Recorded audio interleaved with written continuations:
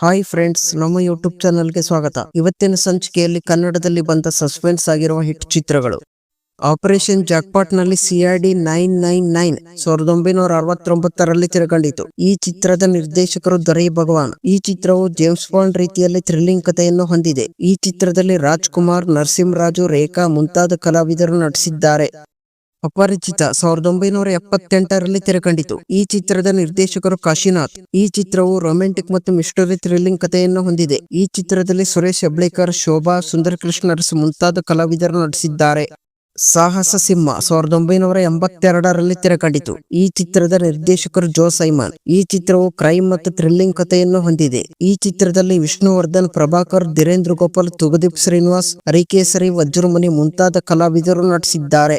ಆಶಾ. ಈ ಚಿತ್ರವು 1983ರಲ್ಲಿ ತೆರೆಕಂಡಿತು. ಈ ಚಿತ್ರದ ನಿರ್ದೇಶಕರು ಎ.ಟಿ. ರಘು. ಈ ಚಿತ್ರವು ಲವ್ ಸ್ಟೋರಿ ಮತ್ತು ಆಕ್ಷನ್ ಹಾಗೂ ಸಸ್ಪೆನ್ಸ್ ಕಥೆಯನ್ನು ಹೊಂದಿದೆ. ಈ ಚಿತ್ರದಲ್ಲಿ ಅಂಬರೀಶ್, ಅರ್ಜುನ್ ಸರ್ಜಾ, ಚರಣ್ ರಾಜ್, ವಿಜಯ್ ಕಾಶಿ, ವಜ್ರಮುನಿ ಮುಂತಾದ ಕಲಾವಿದರು ನಟಿಸಿದ್ದಾರೆ. ಯಾರಿವನು 1984ರಲ್ಲಿ ತೆರೆಕಂಡಿತು. ಈ ಚಿತ್ರದ ನಿರ್ದೇಶಕರು ದೊರೈ ಭಗವಾನ್. ಈ ಚಿತ್ರವು ಆರಂಭದಿಂದ ಕೊನೆಯವರೆಗೂ ನಿಗೂಢ ಕಥೆಯನ್ನು ಹೊಂದಿದೆ. ಈ ಚಿತ್ರದಲ್ಲಿ ಡಾ. ರಾಜ್ಕುಮಾರ್, ಪುನೀತ್ ರಾಜ್ಕುಮಾರ್, ಶ್ರೀನಾಥ್, ಹೇಮಾ ಚೌಧರಿ, ಶಿವರಾಮ್ ಮುಂತಾದ ಕಲಾವಿದರು ನಟಿಸಿದ್ದಾರೆ. ಪ್ರೀತಿ ವಾತ್ಸಲ್ಯ. ಈ ಚಿತ್ರವು 1984ರಲ್ಲಿ ತೆರೆಕಂಡಿತು.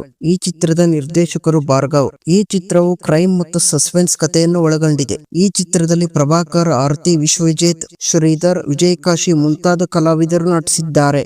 ನಾನೇ ರಾಜ 1984ರಲ್ಲಿ ತೆರೆಕಂಡಿತು. ಈ ಚಿತ್ರದ ನಿರ್ದೇಶಕರು ಸಿ.ವಿ. ರಾಜೇಂದ್ರನ್. ಈ ಚಿತ್ರವು ಆರಂಭದಲ್ಲಿ ಲವ್ ಸ್ಟೋರಿ ಆಗಿದೆ. ಮಧ್ಯದ ಸಂಚಿಕೆಯ ನಂತರ ಸಸ್ಪೆನ್ಸ್ ಕಥೆಯನ್ನು ಹೊಂದಿದೆ. ಈ ಚಿತ್ರದಲ್ಲಿ ರವಿಚಂದ್ರನ್, ಅಂಬಿಕಾ, ಬೇಬಿ ಇಂದಿರಾ, MP ಶಂಕರ್, ಅಂಬರೀಶ್ ಮುಂತಾದ ಕಲಾವಿದರು ನಟಿಸಿದ್ದಾರೆ. ಇದು ಸಾಧ್ಯ. ಈ ಚಿತ್ರವು 1988ರಲ್ಲಿ ತೆರೆಕಂಡಿತು. ಈ ಚಿತ್ರದ ನಿರ್ದೇಶಕರು ದಿನೇಶ್ ಬಾಬು. ಈ ಚಿತ್ರವು ಆರಂಭದಿಂದ ಕೊನೆಯವರೆಗೆ ಥ್ರಿಲ್ಲಿಂಗ್ ಕಥೆಯನ್ನು ಒಳಗೊಂಡಿದೆ. ಈ ಚಿತ್ರದಲ್ಲಿ ಶಂಕರ್ ನಾಗ್, ಮಹಾಲಕ್ಷ್ಮಿ, ರೇವತಿ, ಶ್ರೀನಾಥ್, ದೇವರಾಜ್, ಪ್ರಭಾಕರ್, ಅನಂತ್ ನಾಗ್, ರಮೇಶ್ ಅರವಿಂದ್ ಮುಂತಾದ ಕಲಾವಿದರು ನಟಿಸಿದ್ದಾರೆ. ಧರ್ಮಾತ್ಮ. ಈ ಚಿತ್ರವು 1988ರಲ್ಲಿ ತೆರೆಕಂಡಿತು. ಈ ಚಿತ್ರದ ನಿರ್ದೇಶಕರು ಎ. ಜಗನ್ನಾಥ್. ಈ ಚಿತ್ರವು ಆಕ್ಷನ್ ಮತ್ತು ಸಸ್ಪೆನ್ಸ್ ಕಥೆಯನ್ನು ಒಳಗೊಂಡಿದೆ. ಈ ಚಿತ್ರದಲ್ಲಿ ಪ್ರಭಾಕರ್, ರಾಮಕೃಷ್ಣ, ಶಂಕರ್ ನಾಗ್, ಸುಂದರ್ ರಾಜ್, ಲೋಕನಾಥ್ ಮುಂತಾದ ಕಲಾವಿದರು ನಟಿಸಿದ್ದಾರೆ. ಚಿರಂಜೀವಿ ಸುಧಾಕರ 1988ರಲ್ಲಿ ತೆರೆಕಂಡಿತು. ಈ ಚಿತ್ರದ ನಿರ್ದೇಶಕರು ಸಂಗೀತಂ ಶ್ರೀನಿವಾಸ್.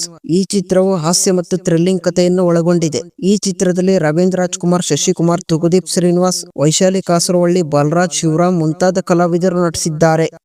ಸಂಯುಕ್ತ 1988ರಲ್ಲಿ ತೆರೆಕಂಡಿತು. ಈ ಚಿತ್ರದ ನಿರ್ದೇಶಕರು KN ಚಂದ್ರಶೇಖರ್. ಈ ಚಿತ್ರವು ಆರಂಭದಿಂದ ಹಾಸ್ಯ ಮತ್ತು ನಿಗೂಢ ಕಥೆಯನ್ನು ಹೊಂದಿದೆ. ಈ ಚಿತ್ರದಲ್ಲಿ ಶಿವರಾಜ್ ಕುಮಾರ್, ಬಾಲರಾಜ್, ಗುರುದತ್, ಸುಂದರ್ ಕೃಷ್ಣ ಅರಸ್, ಅಶ್ವಥ್, ಹೊನ್ನವಳ್ಳಿ ಕೃಷ್ಣ ಮುಂತಾದ ಕಲಾವಿದರು ನಟಿಸಿದ್ದಾರೆ. ಗರುಡಧ್ವಜ 1991ರಲ್ಲಿ ತೆರೆಕಂಡಿತು. ಈ ಚಿತ್ರದ ನಿರ್ದೇಶಕರು NS ಭರತ್.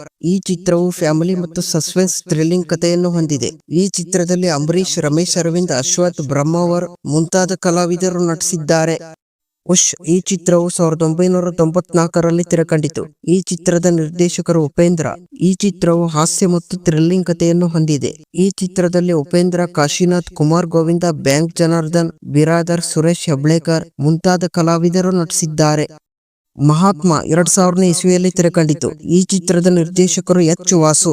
ಈ ಚಿತ್ರವು ಸಮಾಜದಲ್ಲಿ ಅಹಿತಕರ ಚಟುವಟಿಕೆಗಳನ್ನು ಸರಿಪಡಿಸುವಲ್ಲಿ ನಿಗೂಢ ಕಥೆಯನ್ನು ಹೊಂದಿದೆ. ಈ ಚಿತ್ರದಲ್ಲಿ ಸಾಯಿ ಕುಮಾರ್, ರವಿಚಂದ್ರನ್, ಶ್ರುತಿ, ಲಕ್ಷ್ಮಣ್ ಮುಂತಾದ ಕಲಾವಿದರು ನಟಿಸಿದ್ದಾರೆ.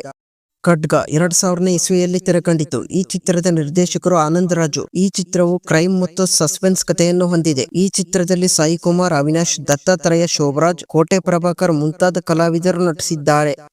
ನವಗ್ರಹ. ಈ ಚಿತ್ರವು 2007ರಲ್ಲಿ ತೆರೆಕಂಡಿತು. ಈ ಚಿತ್ರದ ನಿರ್ದೇಶಕರು ದಿನಕರ್ ತುಗದೀಪ್. ಈ ಚಿತ್ರವು ಸೆಂಟಿಮೆಂಟ್, ಕ್ರೈಮ್, ಥ್ರಿಲ್ಲಿಂಗ್ ಕಥೆಯನ್ನು ಹೊಂದಿದೆ. ಈ ಚಿತ್ರದಲ್ಲಿ ದರ್ಶನ್, ಧರ್ಮ, ಕೀರ್ತಿರಾಜ್, ವರ್ಷ, ತರುಣ್, ಸುಧೀರ್, ಸೃಜನ್ ಮುಂತಾದ ಕಲಾವಿದರು ನಟಿಸಿದ್ದಾರೆ.